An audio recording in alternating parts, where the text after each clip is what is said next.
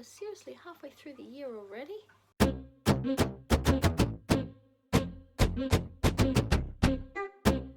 Welcome back to my channel, and today I'm bringing you the June recap of the Monochromatic Year Project Pan Book Edition. So just a quick reminder that this project was created by KaliFab, and I have her as well as anyone else who is participating in this project linked down below. Getting right into it, the colour for June was green, which is my personal favourite colour. In saying that, I was not able to get too many books read, though I did meet my goal of getting through 2 books. And I've actually got both of them to go through with you today. The first book I read was The Girl with No Name by Marina Chapman. This is an incredible true story of a child raised by monkeys.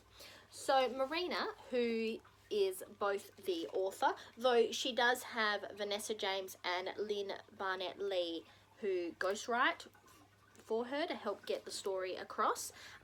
She was basically kidnapped from her family and got lost in the jungle and spent a large proportion of her young childhood being raised by monkeys in the jungle.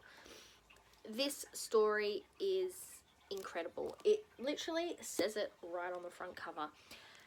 To think that probably at the age of 4 or 5, this girl literally figured out how to survive in the jungle thanks to a troop of monkeys is incredible. Then also hearing about her life once she gets back into civilization, and it does leave you questioning the souls of humanity, I guess. Yeah, it is definitely worth a read. I would recommend this to most people. It is very simply written, very easy to read, and there are some photos as well. So like I was saying, it is definitely written in a way that it is easy to digest, and you do feel for her at especially moments where she is so lost and confused about what is happening because she has not grown up with any of this.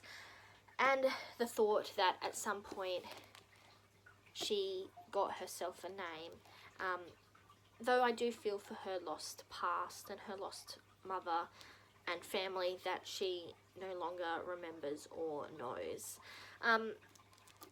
But yes, definitely check this book out and give it a read if this is something that you are interested in.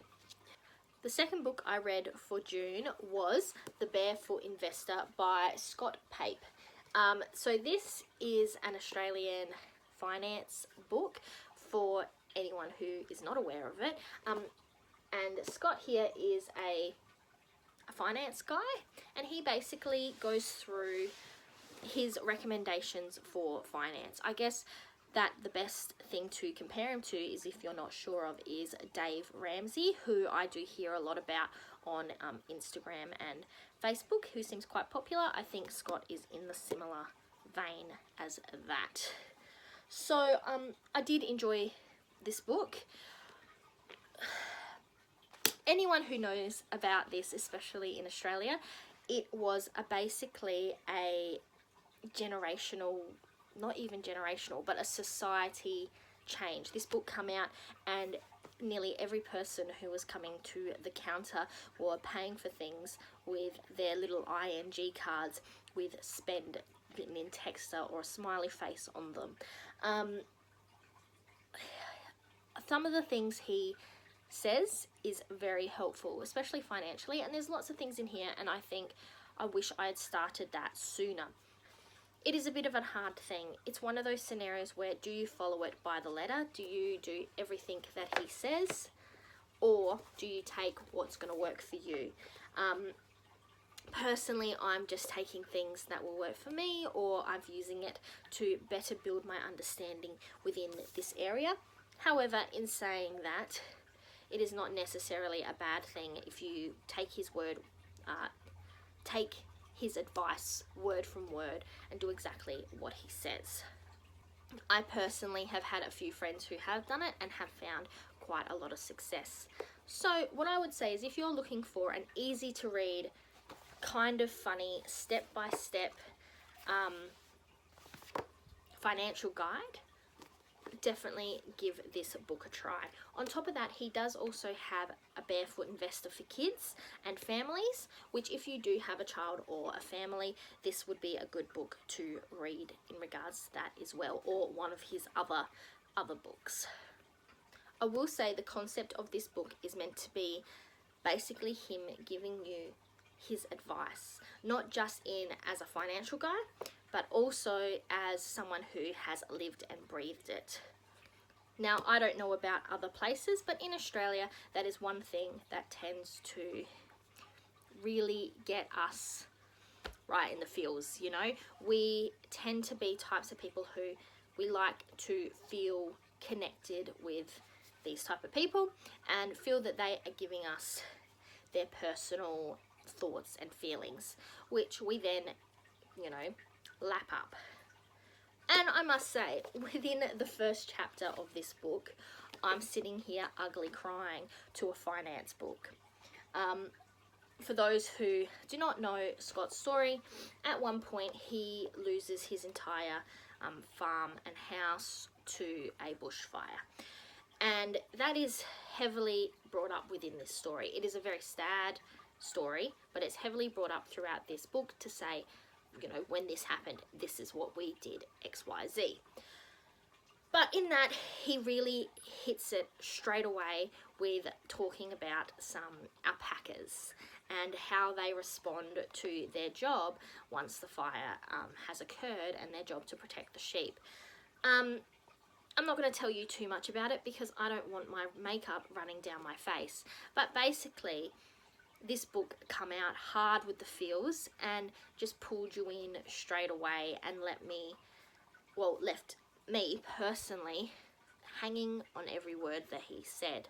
Now, in saying that, I did not rush out and do everything he said, you know, one step up the other, getting my ING card, all the orange cards with the smiley faces and everything like that. But I did take on a lot of his advice.